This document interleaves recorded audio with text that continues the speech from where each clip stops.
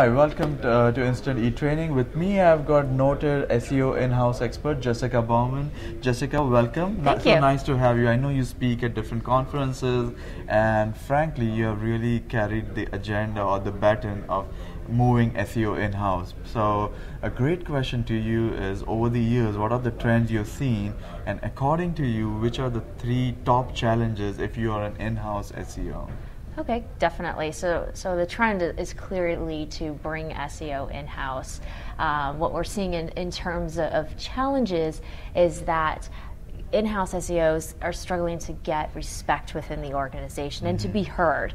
And a lot of times I'm finding that that's partially because of where they are within the organization structure. So they'll be in a really low specialist or coordinator title.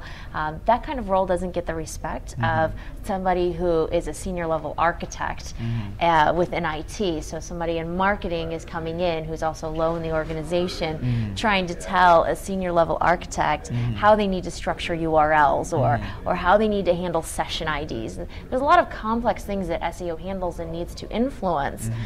But they're giving that role to somebody who's not seasoned enough or respected enough in the organization yet to actually make and influence some change. We're also finding that we need everyone within the organization to help with SEO, and I think that's what's holding a lot of companies back, is they feel that, well, we have somebody doing SEO or we have an SEO team and therefore they should be responsible for meeting the numbers. But SEO doesn't work that way. It takes everybody in the organization to help make it happen, because so many things can go wrong along the way that it happens after you get checked in with SEO. So there's a lot of stuff that happens there. And I would say the third thing is not educating enough or educating on the right materials. So you want to make sure that everyone in your organization understands what they need to know about SEO. Yeah, I mean, you're right. I think one of the things I've seen is a lot of VPs or C-level executives talking a lot about social media, but even search, after so many years, I hardly remember any C-level executive talk about search. Why is that? Now that's a good question. I think because it's a little more foreign and it's very difficult to implement. It's some organizations, because of its complexity, and they don't understand it.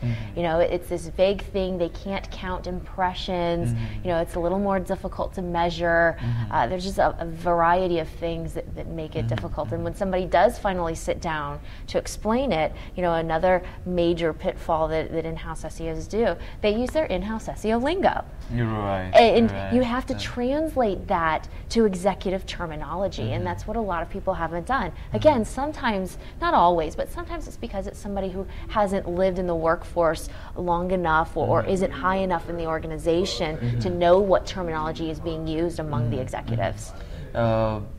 Yeah, that's a great point. So how or when and why you should make a case to bring SEO in-house and not let the agencies do it? What's your take on it? I think a lot of it depends on how much complexity you have within the organization and also on your website. So if you have a small organization, you're very nimble, you may not need it, especially if you don't have a lot of changes. And you can just outsource to somebody and they can do it very quickly for you. However, the more complex your organization, the more important it is that you have it in-house, because you have to do a lot of selling. I call it the 80-20 rule of in-house SEO. 80-20. You spend 80% of your time selling SEO and only 20% of it actually doing it. That's all right. And even if you do outsource, the thing to remember is there's always in-house work. I mean, you know, you've been in in-house SEO. Right. You know, you have to constantly be walking the halls, pitching things, making sure that everyone's thinking about SEO and staying on top of what kind of changes are going on the website and so forth. Yeah, and you know, when you see that happening, you know, like there are times, what is the best way when you want to do SEO in-house? Like different ways of modeling. There is a hybrid approach, as you call it.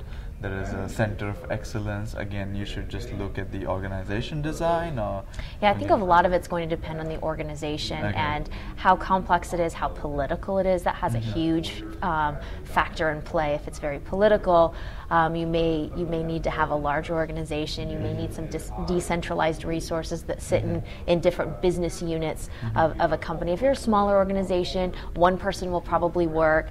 If you have a very complex website, I often recommend put SEO and IT. Even if it's not forever, at least put them there so that they can build rapport and IT can get a better understanding of how SEO works. Most of my in-house SEO career, I sat in IT, not in marketing, and a lot of companies are putting SEO in marketing. And it goes back to, here you have this marketer trying to tell IT how to define certain technical requirements that no one else in the organization ever cares about. And so suddenly you have, you know, this new person or they're an existing person suddenly taking on SEO. They don't quite yet have that influence.